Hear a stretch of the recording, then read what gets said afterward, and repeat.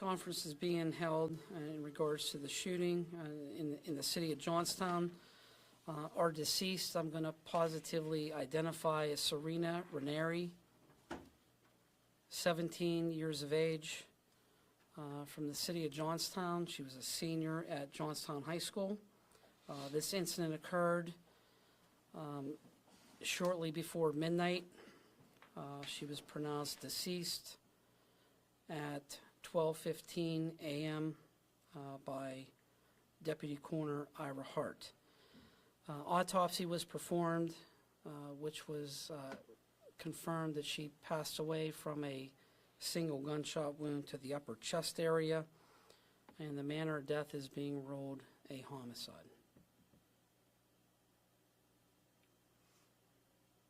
Any questions for me before I turn it over to the DA?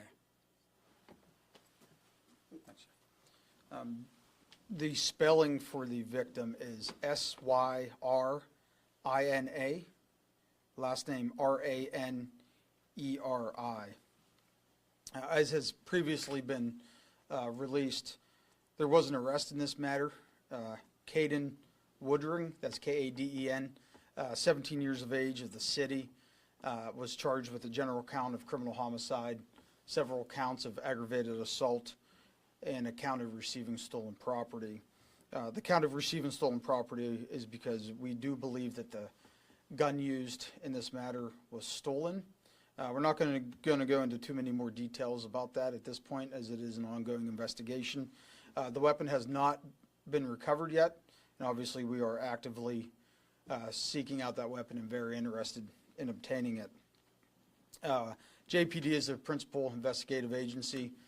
They are working on this case in conjunction with the DA's office and certain other departments that we believe where the weapon may have been stolen from. Mr. Woodring is charged as an adult. Given the nature of the charges, it is what's called a direct file.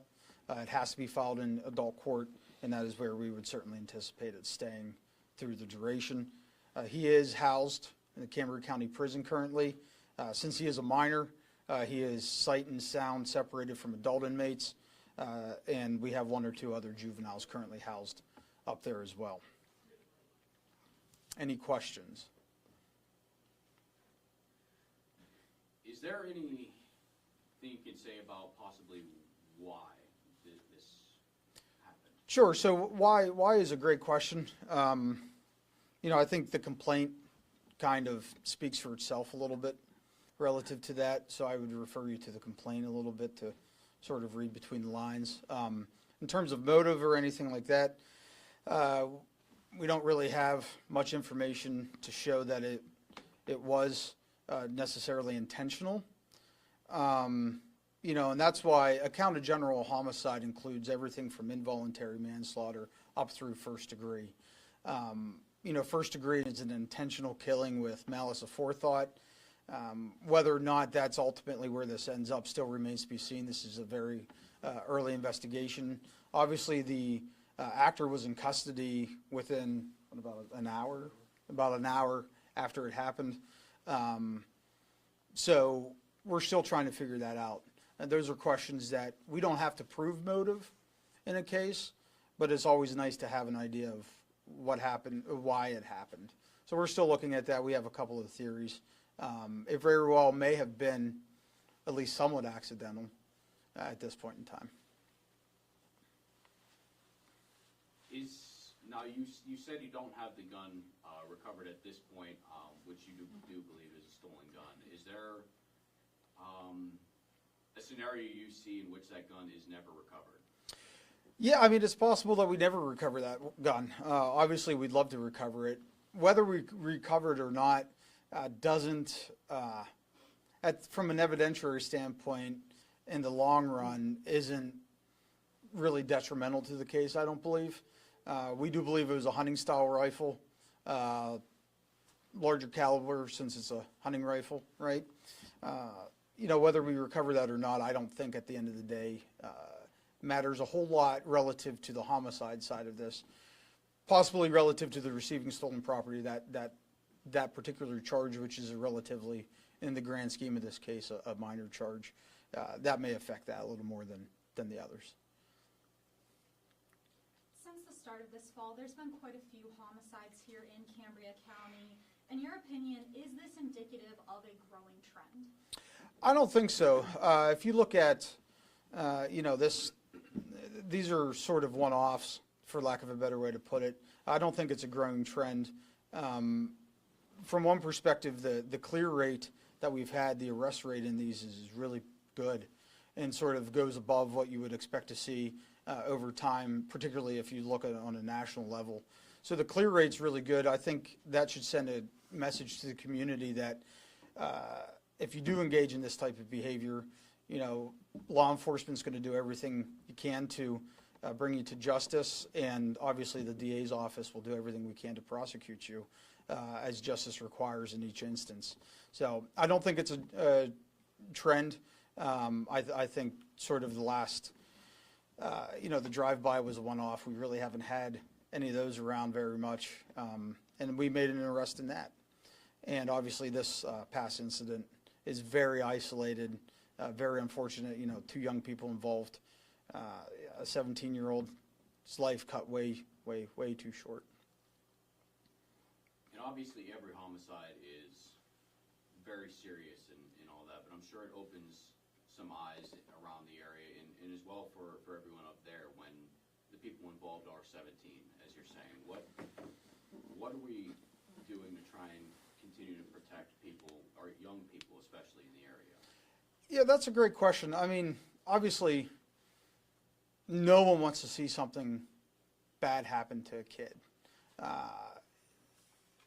Again, 17 years old, Serena should have lived another 70 years at least, and I spoke with her father yesterday, and I know JPD's been in contact with her father as well. Really not much you can say to a parent. As a parent, I can't imagine what this would be like. Every homicide is taken extremely seriously. I think sometimes there's other lessons that sort of the community at large can learn from different homicides. Anytime you have an instance like this, you have young kids partying on a Sunday night at 11:30 on a school night. Whether or not everyone knew where their kids were or whatnot, obviously we don't know. I mean, it's a shame. And any time a weapon is introduced, that's a heightened situation, right? And I guess the message to kids would be, if you are at a party and someone introduces a gun, even if it's in a playful type of setting, which as a lifelong sportsman, I can't imagine playing with a gun at a party with my friends. I grew up with guns. I grew up in Crescent. Everyone I knew hunted. That's not necessarily the case everywhere, but I think a lesson the community can take out of this is, if you're anywhere and someone introduces a gun in any way, shape, or form, just get out of there. You don't belong there anymore. Nothing good can come of it. Nothing.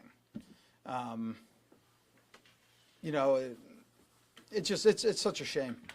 Again, where it's the holidays, you have classmates of Serena, missing her family's missing her, and it's the holidays. This is the time when it's like the best time of the year to be a kid. I don't care if you're 6 years old or frankly even still in college. This is the best time of the year to be a kid. And unfortunately, there's lots of kids that are really sad in our community now because of this.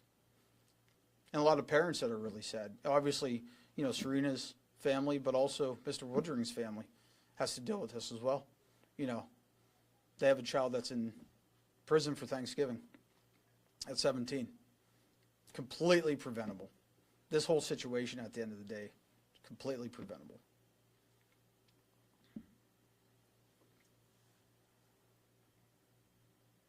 Any other questions? All right. Well, we appreciate your time, and happy Thanksgiving.